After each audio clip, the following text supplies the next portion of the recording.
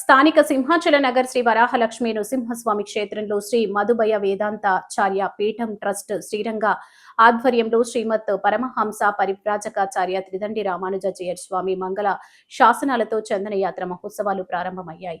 దీనిలో భాగంగా సోమవారం సాయంత్రం తిరువీధి ఉత్సవం అంగరంగ వైభవంగా నిర్వహించారు.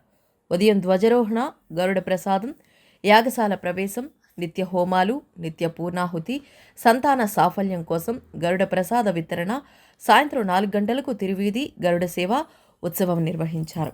శ్రీ వరాహలక్ష్మి నృసింహస్వామి ట్రస్ట్ ఆలయ ధర్మకర్తలు కాలేపు సూర్యసింహాచలం, కాలేపు నాగేశ్వరరావు పర్యవేక్షణలో అర్చకులు అవసరాల శ్రీకిరణ్ స్వామి, ముప్పిరాల అనంతాచార్యులు, పరాశర రఘునాథ భట్టర్ స్వామి ఆధ్వర్యంలో ఉదయం నుంచి మొదలైన తిరువీధి ఉత్సవంలో కోలాటం, విచిత్ర వేషధారణలు, దేవతామూర్తుల వేషాలతో శోభయమానంగా కంబాల చెరువు, దేవీ చౌక్, కోటగుమ్మం, మెయిన్ రోడ్, సాయికృష్ణ, భారత బొమ్మలు, జాంపేట, కంబాల చెరువు మీదుగా సుమారు 11 కిలోమీటర్లు ఊరేగింపు సాగి తిరిగి ఆలయానికి చేరుకుంది. మంగళవారం సాయంత్రం ఆలయ మండపంలో స్వామి తిరుకల్యాణ మహోత్సవం అంగరంగ వైభవంగా జరిగింది. భక్తులు పెద్ద ఎత్తున తరలి వచ్చి వీక్షించారు.